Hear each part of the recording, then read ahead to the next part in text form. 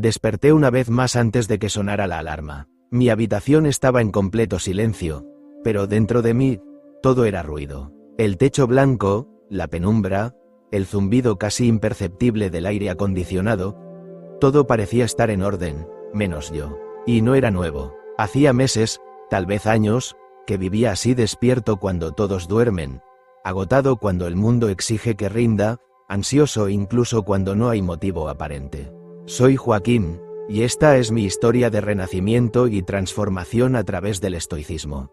Desde fuera, nadie lo imaginaría. Lo tengo todo. Una empresa sólida con más de 40 empleados, una casa de lujo en el barrio más noble de la ciudad, 2 coches, relojes suizos que no uso, invitaciones constantes a eventos, cenas, reuniones. Me llaman exitoso, como si esa palabra definiera el valor real de un hombre. Pero yo sé la verdad. Lo tengo todo, excepto paz. Durante mucho tiempo creí que ese vacío se debía a que aún no alcanzaba el siguiente objetivo. Me prometía que cuando comprara una nueva propiedad, o cuando el negocio alcanzara ese margen de beneficios, o cuando me permitiera por fin unas vacaciones de un mes, entonces sí, todo cambiaría. Pero no cambiaba nada. Solo acumulaba más cosas, más logros, más compromisos. Y también más silencio interior. Un silencio que no calma, que ensordece. Me convertí en un maestro del control. Controlaba mis horarios, mis rutinas, mis respuestas, mi imagen, incluso mi tono de voz. Sonreía sin querer, decía sí, por no generar conflicto. Escuchaba lo que no me interesaba y callaba lo que me dolía. Estaba programado para agradar, para destacar, para ser irreprochable. Pero en el fondo, esa necesidad de control no era más que una estrategia desesperada para no mirar lo que se rompía por dentro. Mi cabeza se convirtió en un campo de batalla. Cada pensamiento pasaba por el filtro de la exigencia, la crítica, el juicio. Podrías haberlo hecho mejor, no estás a la altura, no es suficiente todavía. Era yo el que me hablaba así, nadie más. Y lo peor es que llegué a creer que eso era motivación, que maltratarme mentalmente era parte del camino hacia el éxito. Como si hacerme daño tuviera algún mérito. Luego Irene. No he dejado de quererla. Pero nunca supe cómo demostrarlo sin parecer débil. Nos separamos hace 3 años. Una separación limpia, sin gritos ni drama, de esas que duelen más porque no sabes muy bien en qué momento exacto se rompió todo. Mantenemos el contacto. A veces por temas prácticos, otras por nostalgia disfrazada de madurez. Aquel día, me llamó. Solo quería saber cómo estaba. Me pilló en un mal momento, con el estrés acumulado por una negociación que no salió como esperaba. Y lo pagué con ella. Usé un tono frío, cortante, casi cruel. No fue lo que dije, fue como lo dije. Cuando colgué, supe que la había herido. Y también supe que lo había hecho porque me sentía herido yo mismo. Vacío, incómodo con mi propia existencia. Esa conversación me dejó roto de una forma que no supe explicar. Y entonces, se encendió algo. Esa fue la noche en la que me atreví, por primera vez, a mirar el patrón, a observar cómo, una y otra vez, saboteaba mis relaciones, mi bienestar, mis momentos de calma. Me di cuenta de que no era casualidad, era una forma de funcionar, un piloto automático programado por años de exigencias, expectativas, creencias heredadas. Me hablé con acento agudo como un enemigo. Me traté como un enemigo. Y al final, me convertí en eso, en alguien a quien no soportaba estar escuchando. Había convertido mi mente en un campo minado. Y lo más triste era que nadie me obligó. Fui yo quien plantó cada bomba con cada pensamiento de no eres suficiente. Yo elegí cada paso hacia esta perfección vacía. Esa noche no dormí. Caminé por la casa en penumbra. Toqué los muebles de diseño como si buscara algo entre las costuras. Me miré en el espejo del baño y no me reconocí. Era yo, pero no me sentía yo. Era el reflejo de un hombre que lo tenía todo y que, sin embargo, se sentía tan lejos de sí mismo que cualquier desconocido parecía más familiar. Por primera vez en mucho tiempo, me atreví a decirme la verdad: no sé quién soy cuando no estoy controlando algo. Y así comenzó todo, con una ruptura silenciosa, con una pregunta sin respuesta, con el primer atisbo de conciencia de que mi mente no era un enemigo, pero yo la había convertido en uno. Aquel fue el principio de mi transformación. Aunque entonces aún no lo sabía, esa sensación de vacío fue el primer paso hacia algo nuevo. algo más real, algo verdaderamente mío. Un día fui a caminar sin rumbo por calles que conocía de memoria y que, sin embargo, me parecían ajenas. Como si mi vida se hubiera vuelto un decorado de lujo, sin alma, sin verdad. Lo único que me mantenía en pie era esa especie de tensión interior, ese latido en el pecho que me decía que algo estaba por romperse. Me detuve frente a un banco, no porque quisiera sentarme, sino porque mis piernas ya no respondían. Me dejé caer con desgana, con la pesadez de quien lleva años cargando con una versión de sí mismo que ya no encaja. Y fue ahí cuando lo vi. A mi lado, sentado como si formara parte del mobiliario urbano, había un hombre de barba espesa, ropa deshilachada y una mirada imposible de definir. No olía bien, no vestía bien, pero no era eso lo que me llamó la atención. Fue su silencio. Estaba ahí, completamente presente, sin moverse, sin pedir nada. Observaba, respiraba, como si supiera algo que yo no. No recuerdo cómo empezó la conversación. Quizá fue una mirada, o tal vez solo el peso invisible de mi energía desbordada. Lo cierto es que él giró levemente la cabeza hacia mí y me dijo, con voz tranquila, como si ya supiera lo que yo estaba atravesando: no estás vacío porque te falta algo. Estás vacío porque no sabes quién eres sin lo que controlas. Estoicismo. No respondió a ninguna pregunta. No hubo introducción. Solo esa frase. Una sola. Directa. Como un cuchillo sin previo aviso. Me quedé helado. Lo miré, esperando algún gesto que aclarara si lo había dicho por decir, o si había leído dentro de mí con la facilidad de quien descifra un libro abierto. Pero no hubo nada más. Volvió a mirar al frente, como si su papel en mi historia ya estuviera cumplido. Me sentí ridículo. ¿Cómo podía un desconocido, un vagabundo sin zapatos, decir algo que ninguna terapia, ningún libro de desarrollo personal, ninguna conversación con mis socios, o incluso con Irene, había logrado hacerme ver? Lo que dijo empezó a repetirse dentro de mí como un eco, como si hubiera encontrado la grieta exacta por donde colarse. Y lo peor de todo, tenía razón. Toda mi vida había estado construida sobre estructuras de poder, de planificación, de perfección. ¿Quién era yo sin mis rutinas? ¿Sin mi empresa? ¿Sin mi estatus? ¿Sin la constante necesidad de tener el control de todo? La verdad era brutal, no lo sabía. Me levanté del banco sin decirle nada. Me alejé, pero algo se quedó conmigo. Una sensación incómoda, como si su mirada me hubiera desnudado. Caminé varias cuadras sin dirección, con esa frase incrustada en el pecho. Me ardía. La realidad, cuando te golpea en seco, no te pide permiso. Necesitaba escucharme, entender por qué esas palabras me habían removido tanto. Recordé cada vez que había intentado controlar lo incontrolable, las emociones de otros, sus opiniones, mis propias reacciones. Cómo había convertido el éxito en una forma de evasión. Cómo incluso el amor, con Irene, lo había gestionado como un proyecto más que como un sentimiento. No dejaba espacio a lo incierto. No sabía habitar el caos. Todo debía tener forma, fecha, lógica. Como si la vida aceptara mis reglas. Pero la vida no se controla, se vive. Y ahí estaba la raíz de mi sufrimiento, mi apego al control. No era la falta de algo lo que me vaciaba por dentro. Era esta jaula dorada que yo mismo había construido. Estaba atrapado en mi propio personaje. Y cuando algo no encajaba me derrumbaba por dentro. Porque todo mi valor estaba fuera de mí. Ese día entendí que el problema no era lo que me pasaba. El verdadero conflicto era lo que yo hacía con lo que me pasaba. Cómo lo interpretaba. Cómo me apegaba a que las cosas fueran de cierta manera. Y si no lo eran, entonces no valían. Yo no valía. Nada tenía sentido. Volví a pensar en ese hombre del banco. ¿Quién era? ¿Por qué me dijo eso? ¿Qué sabía de mí? Tal vez nunca lo sepa. Pero algo en él vibraba con una verdad incómoda. No necesitas tenerlo todo resuelto para tener claridad. A veces, quienes ya han perdido todo son los únicos que de verdad ven lo esencial. Y esa fue la primera grieta real en mi estructura. El primer movimiento invisible que lo cambió todo. Empecé a buscar libros sobre estoicismo.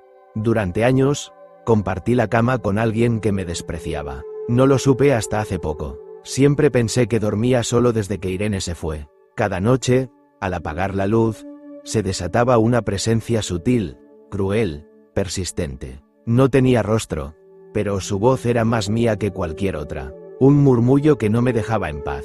Un juez sin descanso que me decía: eres un fracaso disfrazado de éxito. No lo decía con palabras tan claras. Era más bien una corriente subterránea que lo contaminaba todo. Una tensión en el pecho al despertar. Un nudo en el estómago antes de una reunión. Una incomodidad invisible al mirar mi reflejo en el espejo del vestidor. Lo que al mundo le parecía admirable, yo lo vivía como una farsa que debía sostener a toda costa. Un día me pregunté cómo me hablo cuando estoy solo conmigo mismo. La respuesta fue brutal, me hablaba como a un enemigo. No había compasión, no había paciencia, solo exigencia, crítica, ironía. Me castigaba por lo que no era, por lo que no lograba, por cada error insignificante. ¿Quién había instalado esa voz en mi cabeza? Quizás fueron los años de competencia. La necesidad de destacar en un mundo que mide el valor de un hombre por sus resultados, no por su serenidad. Tal vez fue la infancia silenciosa, donde no se hablaban de emociones, pero se premiaba la dureza. O quizás fui yo mismo, el que fue alimentando esa voz para no quedarse atrás, para sobrevivir, para ganarse respeto.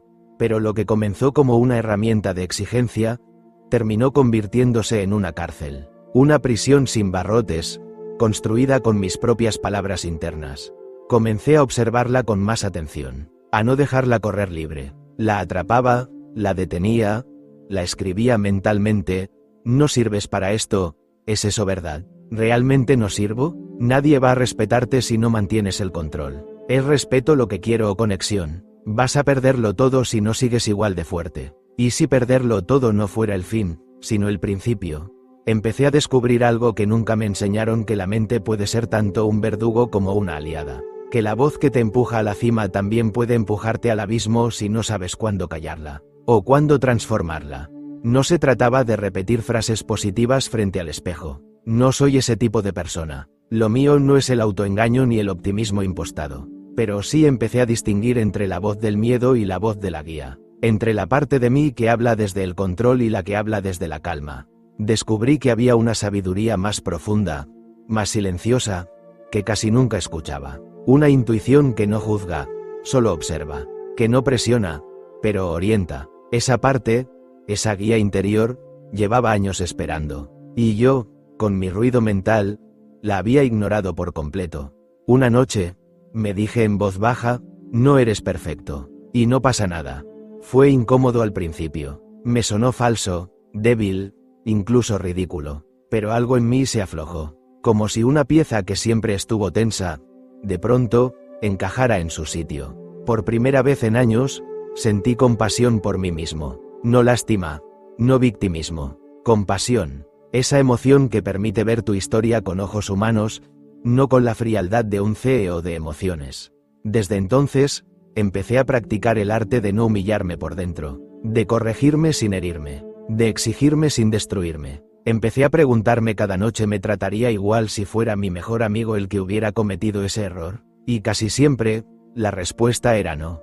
Yo era el más cruel conmigo mismo. Mi propio enemigo dormía conmigo, me hablaba al oído y me dirigía el día. Pero ya no. Ahora, cada vez que esa voz vuelve a colarse, no la enfrento con violencia, la observo, y le respondo con una frase que le arrebata el poder. Ya no creo todo lo que pienso. Irene me llamó una noche. Mi mundo se detuvo por un instante, como si mi cuerpo supiera antes que yo lo que eso significaba. Me quedé de pie, la respiración suspendida. No contesté, solo me quedé ahí, mirando el nombre, sintiendo como una corriente eléctrica me recorría desde el estómago hasta la garganta. Por primera vez no sabía quién era yo para responderle. Durante años, hablar con Irene había sido una especie de reflejo condicionado, una mezcla de necesidad, culpa, costumbre y miedo. Aunque ya no estuviéramos juntos, aún arrastraba esa urgencia de no decepcionarla, de ser lo que esperaba, de no ser el causante de otra herida más. Pero por primera vez dudé si debía responder por convicción o por ese viejo patrón de complacer. Me senté, dejé el móvil boca abajo sobre la mesa, cerré los ojos, escuché el eco de mi mente, esa que estaba aprendiendo a no obedecer sin cuestionar. Si no le contestas, creerá que eres un cobarde. Quizás necesita algo. Y si está mal, no seas cruel, no la dejes sola. Y luego, esa otra voz, la nueva, la que apenas comenzaba a hacerse oír. ¿Y tú? ¿Te dejas solo cada vez que ella aparece? Ahí lo entendí. No se trataba de Irene, se trataba de mí. Mi vida entera había sido una coreografía de máscaras. En el trabajo, el líder confiable. En casa, el marido correcto. Con los amigos, el que siempre tiene respuestas. Con Irene, el salvador emocional. El que sabía leer sus silencios. El que entendía sus gestos. El que aguantaba más de lo que debía para no romper lo poco que quedaba. Pero en todo eso, había olvidado lo más básico: quién era yo cuando no actuaba para nadie. Al no contestar, no evité una conversación. Evité una traición más a mí mismo. Porque sabía que, si atendía esa llamada sin estar preparado, iba a volver a convertirme en lo que ella necesitaba, no en lo que yo soy. Y no era culpa de Irene. Ella no me exigía nada. Fui yo el que, durante años, convirtió su aprobación en mi termómetro personal. Fui yo quien confundió amor con obligación. Quien pensó que no decepcionar era más importante que ser libre. Viví años atrapado en el espejismo del hombre correcto. De ese que se define por ser útil, deseado, cumplidor. Pero ese hombre, descubrí, no era más que un escudo. Una armadura para que no me vieran vulnerable. Para que no me abandonaran. Porque, en el fondo, el que más miedo tenía a quedarse solo era yo. El problema de vivir para complacer es que un día te miras al espejo y no reconoces al tipo que tienes enfrente. Porque llevas tanto tiempo interpretando papeles que olvidaste el guión original. Y ahí estaba yo, exitoso, funcional, admirado, pero desconectado de mí mismo. Por fin me importaba yo. Y eso era nuevo, revolucionario. Sentí culpa, sí. Una parte de mí todavía quería correr tras ella y explicarle, suavizar el golpe, asegurarle que todo estaba bien. Pero otra parte, más firme, más auténtica, me susurraba algo que había olvidado por años. Tú también mereces ser escuchado, aunque solo sea por ti mismo. Desde aquel día, empecé a cuestionar cada decisión que tomaba por miedo al rechazo. Cada sí que escondía un no. Cada gesto de estar para todos, que en realidad era una forma elegante de abandonarme. No quería convertirme en un hombre frío, pero tampoco en uno moldeado por las expectativas ajenas. La diferencia estaba en la intención: actuar por elección, no por adicción al reconocimiento. Debía ser sincero conmigo sin depender del reflejo que los demás me devolvían. Mi jefe de recursos humanos me informó que Carlos, el director de operaciones de mi empresa, había renunciado. No le interesaba el nuevo proyecto que le había propuesto. No quería mudarse a la nueva sede que habíamos planeado en París. Una parte de mí sintió el peso del vacío. Carlos era más que un empleado, era un pilar de mi estructura, un amigo cercano. En ese instante, sentí como si el suelo bajo mis pies cediera, pero me obligué a mantener mi voz firme, aunque dentro, todo estaba cayendo a pedazos. ¿Por qué ahora?, me pregunté. ¿Por qué cuando todo parecía encajar por fin? Intenté que la ansiedad no me ganara. Un par de horas después, el dolor comenzó a instalarse en mi pecho como una presión sorda, constante. El vacío de la renuncia de Carlos se transformó en algo aún más doloroso, una sensación de no poder controlar ni un solo aspecto de lo que estaba sucediendo en mi vida.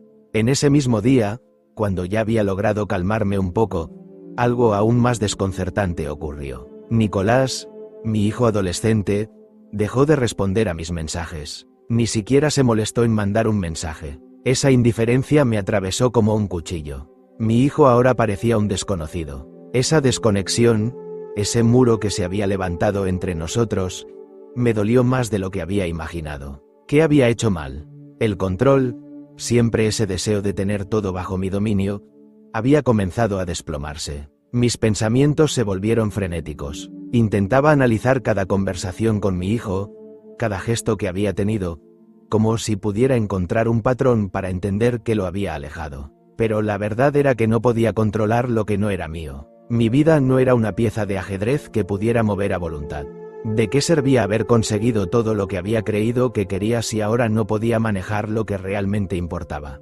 De repente, entendí lo que los estoicos siempre habían sostenido: no se trata de controlar todo lo que ocurre a nuestro alrededor, sino cómo respondemos a lo que no depende de nosotros. Mi mente se aclaró. La lección fue dura y dolorosa. Entendí que aceptar la impermanencia de las circunstancias me liberaba. El control absoluto era solo una ilusión que me mantenía atrapado en una espiral de ansiedad y expectativas.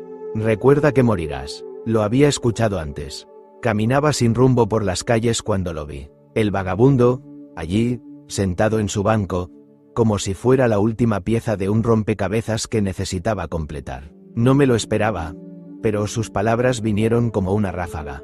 Memento mori, me dijo, alzando la vista hacia mí. Su rostro estaba marcado por el tiempo, su barba gris y desordenada, los ojos cansados. No parecía una persona que te dijera esas palabras sin más, como si fuera un truco o un juego. Yo, por supuesto, reaccioné de forma automática, como si estuviera hablando con cualquier otra persona. No sé a qué te refieres, mentí. Él sonrió, pero no era una sonrisa burlona, sino una de alguien que ha visto más que lo que la mayoría podría imaginar. Séneca lo dijo. Memento mori. Recuerda que morirás. No te lo digo para que tengas miedo. Te lo digo porque, cuando lo entiendas de verdad, todo lo que ahora parece tan urgente dejará de serlo. Sus palabras me golpearon de forma inesperada, y aunque no las comprendí por completo en ese momento, sentí una punzada en mi pecho. ¿Cuánto tiempo había estado viviendo como si tuviera todo el tiempo del mundo? ¿Cuánto había estado posponiendo las cosas importantes para siempre tener algo más urgente en lo que ocupar mi mente? Mientras volvía a casa esa tarde lo pensaba. Recordé el día en que mi padre falleció. Yo tenía apenas 28 años, y aunque por aquel entonces la muerte no me parecía algo inmediato, el impacto de su pérdida cambió mi visión del mundo. En ese momento, me di cuenta de que no había nada en la vida que tuviera más poder que la muerte. Recuerdo haber estado junto a él en el hospital, viéndolo como una sombra de lo que fue. Pensé que aún podía pedirle más consejo, que aún podía aprender de él, pero no pude. La muerte se lo llevó antes de que pudiera comprender todo lo que aún quedaba por decir. Esa experiencia me marcó profundamente, pero, como siempre había hecho, me sumergí en el trabajo, en los proyectos, en las expectativas ajenas. Acomodé el dolor, lo guardé en un rincón y seguí. La vida siguió, pero esa lección no se fue, solo se fue enterrando, hasta que, años después, ese vagabundo me la recordó de nuevo. Me encontré frente al espejo y vi a un hombre que había acumulado riquezas, estatus, y un éxito profesional que muchos envidiarían. Pero no podía dejar de pensar en lo que había perdido en el proceso: mis relaciones, mis emociones, mi tiempo. Mis prioridades estaban tan distorsionadas por la constante necesidad de control que no me había permitido vivir de verdad. ¿De qué me servía el control si todo podía terminar en un abrir y cerrar de ojos? ¿De qué me servían las expectativas de los demás si un día ya no estaría aquí para cumplirlas? La muerte, aunque dolorosa, me había enseñado que todo en la vida es efímero, que lo que verdaderamente importa no son las posesiones o los logros, sino cómo vives mientras tienes la oportunidad de hacerlo. Así que tomé una decisión. No permitiría que el miedo a la muerte, o el deseo de evitarla, me siguiera gobernando. En lugar de eso, la usaría como una herramienta para priorizar lo esencial. Viviría más plenamente. No perdería el tiempo persiguiendo cosas que no importan, en las preocupaciones que no puedo controlar, a buscar la validación externa cuando lo único que realmente importa es lo que siento dentro de mí. Las personas y las experiencias que había estado relegando siempre tenían más valor que cualquier contrato o reunión. Decidí que, a partir de ese momento, tomaría decisiones conscientes. Decidiría lo que es mi prioridad. Aprendería a vivir con propósito. La idea de no tener mi móvil, mi laptop, la televisión o incluso las redes sociales a las que me aferraba como un adicto a la estimulación constante me pareció una condena. ¿Cómo podría pasar un día entero sin toda esa tecnología que siempre me mantiene ocupado, distraído, conectado? ¿Y si me quedaba atrapado en mis propios pensamientos? ¿Qué haría si no podía huir de ellos? La sugerencia de desconectar por completo vino de Irene, aunque no fue algo que me pidiera directamente. Había mencionado que la gente como yo nunca sabe estar sola con sus pensamientos, que siempre necesitamos distracciones. Pensé que era una crítica sin fundamento, pero algo en su tono me tocó. Había algo más profundo en sus palabras que me dejó inquieto. Así que un día, me propuse hacer lo que nunca había hecho. Pasaría un día entero sin ningún tipo de distracción, sin excusas. Solo yo, mi mente y el silencio. Un reto que me parecía casi imposible. La mañana comenzó como cualquier otra. Me desperté, tomé un café rápido, y preparé el entorno. Apagué el móvil, desconecté el wifi, y cerré las cortinas de la ventana para sumergirme en la oscuridad. La casa parecía más vacía que nunca. Un vacío tangible, como si estuviera renunciado a todo lo que había definido mi vida hasta ahora. Me senté en el sillón de mi salón, con una libreta en la mano. No iba a escribir nada. No quería crear ni registrar, solo estar. Mis ojos recorrieron la página en blanco mientras la ansiedad empezaba a hincharse dentro de mí, como una bola de nieve a punto de desbordarse. ¿Qué se suponía que debía hacer ahora? El tiempo pasaba y no podía evitar sentirme como un extraño en mi propia piel. Los segundos se estiraban interminablemente. Mi mente empezó a acelerarse, como un caballo desbocado. Los pensamientos venían y se iban sin control. ¿Qué haría en el trabajo? ¿Cómo respondería a los mensajes que ya sabía que había ignorado en mi móvil? ¿Y si estaba perdiendo algo importante al no estar conectado? No tenía respuestas, solo ese vacío que empezaba a envolverme. El tic-tac del reloj era mi único sonido, una tortura rítmica que me recordaba lo mucho que me costaba estar aquí, en este momento. No era el simple hecho de estar solo lo que me perturbaba, sino la sensación de que no podía escapar de mis propios pensamientos. Así, durante las primeras horas, traté de mantenerme firme, de resistir esa necesidad constante de distracción. Pero cada segundo parecía alargarse como una eternidad. El ruido de mis pensamientos era ensordecedor. No podía dejar de pensar en las cosas que había estado evitando, las decisiones que no tomaba, las emociones reprimidas, los miedos ocultos. Lloré. Al principio no entendí por qué. Estaba solo. No había razones externas para llorar. Pero mis ojos se llenaron de lágrimas y no pude detenerlas. Lloré por todo lo que había perdido al buscar la validación externa, por todas las veces que había eludido mi dolor. Lloré por las personas que había herido, por los sueños que había abandonado. Al final de la tarde, me rendí. La sensación de soledad era tan abrumadora que ya no pude soportarla más. Fue entonces cuando comencé a entender algo importante. La soledad no era el problema. El verdadero problema era la desconexión de mí mismo, el miedo de enfrentar lo que realmente sentía. Había pasado toda mi vida huyendo de la incomodidad de estar con mis pensamientos, de aceptar mis emociones tal como eran, sin adornos ni excusas. En el silencio absoluto de mi casa, sin el ruido de las notificaciones, sin la constante estimulación del mundo exterior, pude comenzar a distinguir entre la ansiedad y la presencia real. La ansiedad era el ruido constante, el deseo de llenarlo todo, de huir del vacío. La presencia real, sin embargo, no era algo que pudiera forzar, era algo que emergía cuando dejaba de intentar escapar. Entendí lo que había estado buscando todo este tiempo sin darme cuenta. No era felicidad, ni éxito, ni más logros. Lo que necesitaba era poder estar conmigo mismo sin sentirme solo. Entendí que estar solo no tiene por qué ser una condena. La soledad no es una ausencia de algo, es simplemente espacio para ser. El espacio que había estado evitando durante tanto tiempo.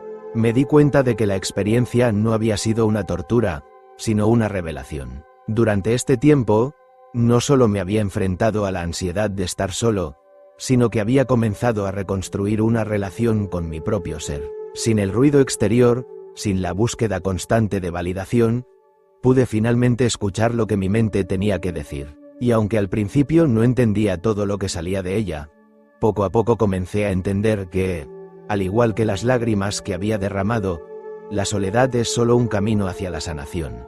No es el estar solo lo que duele, sino el miedo a enfrentarse a uno mismo. Un día quedé con Luis. Mi estómago estaba tan tenso como el ambiente en la sala. Había evitado a Luis durante meses, pero los negocios no entienden de rencores, y esa reunión era inevitable. Me había quedado claro que mi relación con él, como tantas otras, estaba marcada por una competencia insana, una lucha de egos que nos había dejado más cicatrices que éxitos. Y aunque estaba decidido a mantener la calma, sabía que el veneno de la tensión estaba en el aire. Él me recibió con una sonrisa forzada, como si todo estuviera bien, pero sus ojos no mentían. Había un resentimiento profundo en ellos, algo que había sido guardado durante todo este tiempo. No tardó mucho en sacar el tema que nos había separado: los números, las decisiones, las disputas. Las palabras salían de su boca con la misma velocidad que las agujas de un reloj girando en espiral. Tú tomaste malas decisiones, esto es culpa tuya, nunca supiste ver las oportunidades. Las acusaciones se acumulaban, y mi instinto era responder de inmediato, demostrar que estaba en lo correcto. Entonces me pregunté qué pasaba si, por primera vez en mi vida, no reaccionaba ante las provocaciones. ¿Qué pasaba si dejaba de alimentar esa guerra interna que siempre me llevaba a actuar desde el ego? Durante unos segundos, sentí un vacío. La tentación de responder, de defenderme, de justificar cada una de mis decisiones, estaba allí, al alcance de mi mano. Pero, en lugar de lanzarme a la pelea, decidí simplemente respirar. Cerré los ojos por un momento, dejando que el aire entrara en mis pulmones. Tomé conciencia de mi ser. Luis, al ver mi silencio, frunció el ceño, lo que me hizo sentir que la situación se estaba tornando incómoda para él. Probablemente esperaba una reacción, un contraataque, pero yo me negué a caer en su juego. La presión seguía allí, densa, pero me mantenía sereno. Mi mente, normalmente un hervidero de reacciones y defensas, se encontraba por fin en calma. Le miré a los ojos. Sabía que no iba a ganar nada que realmente importara discutiendo con él, sino que solo me hubiera hundido más en el barro de la frustración. La verdadera destruirle, sino en construir mi paz interior. Entiendo lo que estás diciendo, le dije, sin prisa. Mi voz era firme, pero tranquila, algo que nunca habría creído capaz de lograr. Y acepto que no siempre tomé las decisiones correctas, pero ya no voy a perder mi tiempo discutiendo sobre lo que no puedo cambiar. Luis se quedó en silencio. No esperaba esa respuesta. El veneno que había lanzado no tuvo el efecto que esperaba. Su rostro cambió por un segundo, como si estuviera tratando de comprender qué había pasado. Fue un momento en el que, por fin, pude sentir la paz que había estado buscando durante tanto tiempo. Cuando hablaba desde la calma, sin la necesidad de defender mi ego, me di cuenta de algo poderoso estaba tomando el control de mi vida, no a través de la lucha, sino a través de la elección. Podía elegir cómo responder, podía elegir qué pensamientos permitir que ocuparan mi mente, y lo más importante, podía elegir si quería seguir involucrado en esa pelea o liberarme de ella. Él intentó insistir, pero mi mente estaba en otro lugar. Lo escuchaba, pero ya no lo sentía como una amenaza. Ya no necesitaba demostrarle nada. La batalla había terminado, y yo ya no era su campo de batalla. Lo miré por última vez, sin enojo ni resentimiento. Esto no va a ir a ninguna parte, le dije. Gracias por la charla, pero ya es hora de que siga mi camino. Me fui sin mirar atrás. Mi corazón latía tranquilo, como si hubiera dado un paso gigantesco hacia una versión más sabia de mí mismo. La tensión, que hasta hace un rato me había consumido, ya no existía. Lo que antes me hubiese dejado herido, ya no me afectaba. La libertad que experimenté en ese momento fue más liberadora que cualquier victoria que hubiera imaginado. La verdadera fortaleza radica en cómo respondemos ante las adversidades, no en cómo las enfrentamos. La voz de Irene, al otro lado, sonó diferente. Decidí atenderle esa vez. Había algo más suave en su tono, algo que no había estado allí antes. Había una sinceridad que me sorprendió. Hola, Joaquín. ¿Te interrumpo? No lo hacía, en realidad. En mi cabeza, había aprendido a no temer el silencio, a no buscar distracción para llenar cada espacio de incomodidad. La vida no se trataba de evitar los momentos incómodos, sino de aprender a habitar esos espacios de manera tranquila, sin prisa. Irene comenzó a hablar de su nueva relación, algo que ya había anticipado, pero que nunca imaginé que escuchar directamente de su boca me calaría tan hondo. No era celos lo que sentí, no esa punzada de rabia que me habría consumido en otro tiempo. Era otra cosa, una mezcla de vacíos llenándose con comprensión. Ella me hablaba con una sinceridad que solo se logra cuando la verdad ya no está vestida con la ropa del reproche. Estaba contándome que había encontrado a alguien con quien se sentía, finalmente, vista. Alguien que la entendía de una manera que yo, según sus palabras, nunca logré. En lugar de la reacción habitual, esa necesidad de defenderme, de justificar lo que fui o lo que hice mal, me sentí en paz. ¿Por qué no podría escucharla con el corazón abierto? Durante años, traté de controlar lo que ella pensaba de mí, de manipular nuestras conversaciones, siempre buscando algo que me diera seguridad, que me asegurara que todo iría bien. Pero aquí estaba ella, mostrando algo que nunca había visto antes, la vulnerabilidad de su alma. Y la vi, con claridad, sin necesidad de intervenir, sin querer cambiar lo que ella sentía. Solo escuchaba. Me sentí agradecido. Agradecido por todo lo que había compartido conmigo, por todo lo que me había enseñado, sin saberlo. agradecido por la forma en que su partida me obligó a enfrentarme a mis sombras, a las partes de mí que había evitado. Si no hubiera sido por ella, por nuestra relación, nunca habría comenzado este viaje de autodescubrimiento. Tal vez nunca habría encontrado la quietud que ahora habitaba en mí. Ella continuó hablando sobre su vida, sobre cómo la había cambiado el tiempo que pasaron separados, y de pronto algo en mí hizo clic. Su historia ya no me parecía la historia de una mujer que me dejó, sino la historia de alguien que había sido mi espejo, el reflejo de lo que necesitaba ver de mí mismo para evolucionar. El amor que compartimos había sido una lección, y ahora era el momento de agradecer, no de lamentar. Agradecer por todo lo que aprendí, por las oportunidades que me brindó para crecer, y, más importante aún, agradecer por su capacidad de ser la persona que, sin quererlo, me mostró mis propios límites.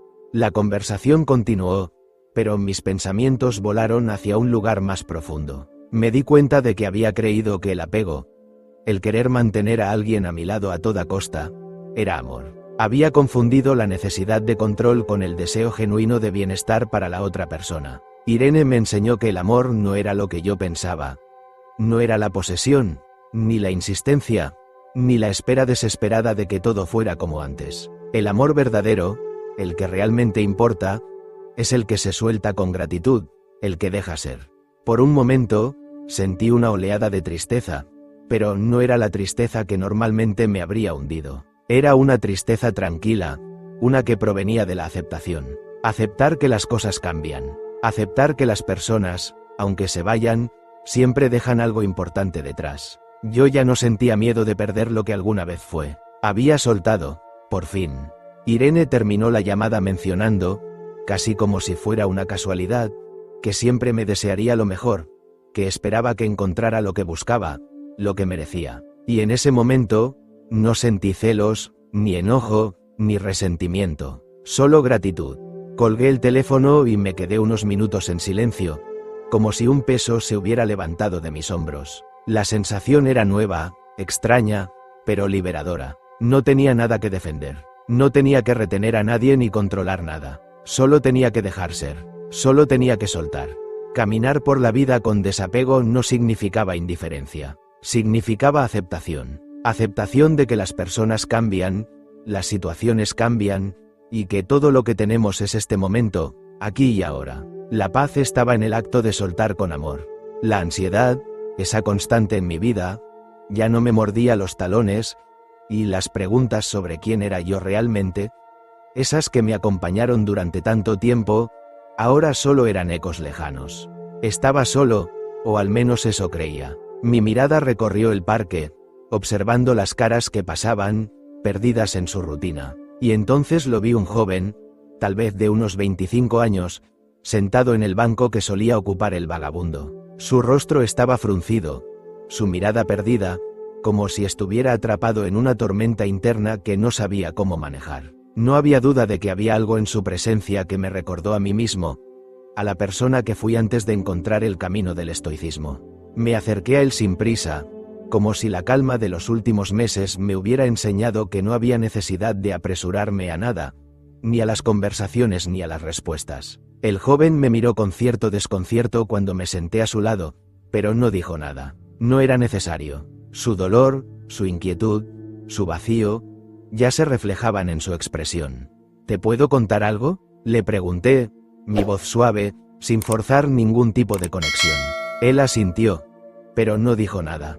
Yo también estuve ahí, continué, mirando hacia el horizonte, donde el sol comenzaba a ponerse, tiñendo el cielo con tonos de naranja y violeta. Recordé el lugar en el que estaba cuando todo comenzó a cambiar. Recordé la soledad, la ansiedad que me aplastaba, la vida que parecía estar corriendo sin que yo pudiera detenerla. Recordé todas las noches sin dormir, todas las veces que busqué respuestas fuera de mí, sin darme cuenta de que la única respuesta posible residía en cambiar la forma en que veía mi propia mente. El joven se quedó en silencio. No era necesario que hablara. Su silencio lo decía todo. Yo lo había sido. Alguien que sentía que la vida no tenía sentido. Alguien que se aferraba a cosas externas para llenar el vacío interno. Pero todo eso había cambiado. ¿Cómo lo hiciste?, finalmente preguntó, su voz tan vacía como su mirada. La pregunta no era tanto una búsqueda de solución rápida como un grito silencioso de auxilio. Me di cuenta de que no era la primera vez que alguien me preguntaba eso, que no era la primera vez que alguien buscaba una salida de esa oscuridad. No cambié mi vida, cambié mi mente. Respondí con calma.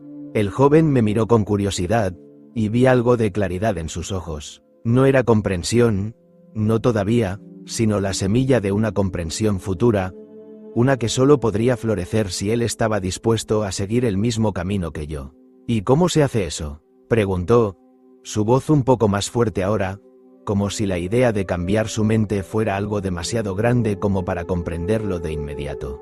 Miré al frente, tomando un momento para respirar profundamente. Sabía que mis palabras no eran suficientes, que no podía darle la respuesta definitiva en unas pocas frases. Pero también sabía que esa búsqueda no se trataba de encontrar soluciones rápidas. Era una práctica diaria, una voluntad constante de mejorar y de observar el mundo sin perder la calma interna.